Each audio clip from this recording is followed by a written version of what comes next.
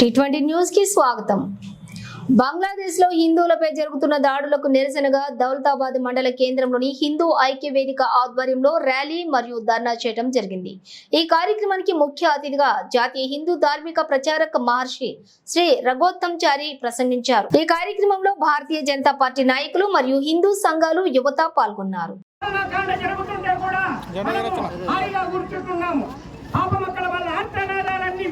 మరి ఇప్పటికీ కనీసం నెల 2 నెలల నుంచి భీకరమైన దాడులు జరుగుతున్నా మనం ఇంకా ఈ రోజు లేచి మనం ధర్నాలు చేస్తున్నాం. మరి ఏమవుతుంది? ఒకడైతే మొన్న డిగ్రీ పిల్లగాడు బంగ్లాదేశ్ అక్కడ ఎక్కడో ఉన్నది గురుజీ అంటాడు. అరే అవలా కొడుక మన దేశానికి అనుకొని మన పశ్చిమ బెంగాల్లో ఉందిరా అని చెప్తే వాడు గురువారిని క్షమించండి అంటాడు. ఇలా మనం అవగాహన చేసుకోవాలి. ప్రపంచం ఏమవుతుంది, ఏం జరుగుతుంది? గుళ్ళోపల భజన చేస్తారు, ఓ రామయ్య రామయ్య నువ్వు పరమ భక్తుడు రాకపోతుంది, రామయ్య రాకపోయా. మరి ఎట్లా? దయచేసి చైతన్యవంతమైన భజన కావాలని మనసు లోపల ఆత్మారాముడిని నెలకొల్పుకోవాలి. రాముడు ఏం చెప్పిండు? మనకు మార్గదర్శనం చేసిండు. జాతి అంతా కూడా పద్ధతి ప్రకారంగా సాగాలని చెప్పిండు. కానీ ఎవడో వస్తాడు, ఎల్లబడ్డ వేసుకుంటాడు, రాముడు దేవుడు కాదని చెప్తాడు. అది అవలా కొడుక తమ్ముచ్చిన ప్రతి ఒక్కరు మాకు దేవుడేనా? రాయి రప్ప సైతం మాకు దేవుడే. ఎందుకంటే మమ్మల్ని కాపాడినటువంటి ప్రతి వ్యక్తి దేవునితో సమానమని మా ధర్మం మాకు నూరిపోసింది. అటువంటి ధర్మ సహనం అనేటటువంటిది మనము అసమర్థంగా మిగిలిపోవచ్చు. ధర్మ సహనం రాముడు ఏం చెప్పిండు? దయచేసి ధర్మం ఉంటే కాలు మొక్కు, ధర్మం లేకపోతే కబర్దార్ అని చెప్పి రామ బాణం పట్టు అని చెప్పి రాముడు మనకు చూపించింది. కనుక మనం ఆ మార్గదర్శనం లోపల రాముడు రావణాసురుడు పట్టుకుంటే రాముడు పిట్ట పిల్ల లాకుండేవాడు. రావణాసురుడు 150 ఫీట్లు, రాముడు 34 ఫీట్లు. కానీ ఎవరు గెలిచిండ్రు? ధర్మం గెలిచింది.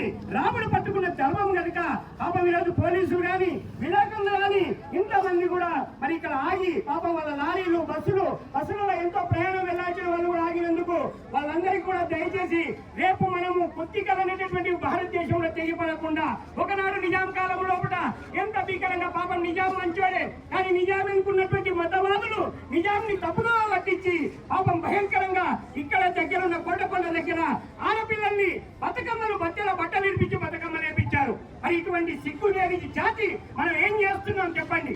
ఆఖరికి యువత బలహీనమైపోతుంది. ఆ యొక్క జీన్స్ ప్యాంట్లు మొన్న అమెరికా వాడు కనుగొన్నాడు. మన భారత ఋషులు ముందు ఎప్పుడో చెప్పారు, కానీ మనం పంచ కట్టుకోండి ఆయన, లేదా కంఫర్ట్ గా ఉండేటటువంటి గాలి ఆడే జీన్స్ ప్యాంట్లు వద్దు, మంచి గాలి ఆడే ప్యాంట్ వేసుకోండి. తద్వారా యవ్వనం ముక్తి పొందుతుంది.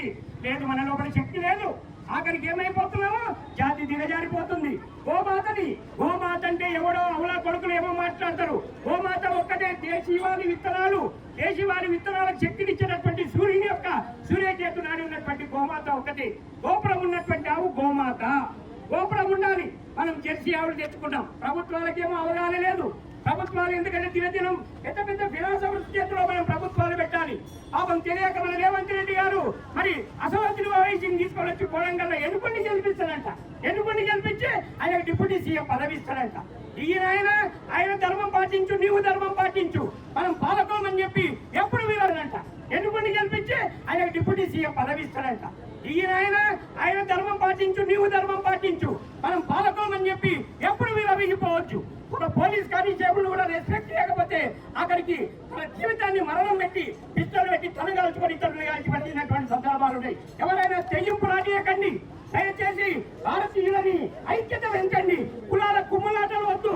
మనం ఎందుకంటే ధర్మాన్ని పాటించాలి. ధర్మబద్ధమైన జీవితం మనం గడపాలి. లేదంటే దేశమంతా కూడా అట్టుడికి పోతుంది. దయచేసి చాలా ప్రమాదకరము.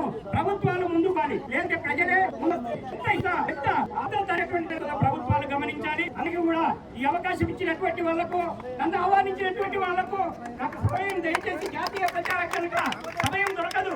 కానీ దౌబాద్ లోపల రావాలి. గురువు అడిగిలో ఉన్నాను. ఉదయం అడిగి నుంచి అక్కడి నుంచి అక్కడ వెళ్ళిపోతుంది. మీ దౌలతాబాద్ రావాలి. ప్రతి మనిషి కూడా ఈవం కావాలి. లేదంటే హింస, ఆఖరికి రాజ్య భ్రష్టత బంగ్లాదేశ్ లో చూడాలి. కల్లాల నాశనం చేసుకుంటున్నారు. దేశ నిర్మాణం కావాలి.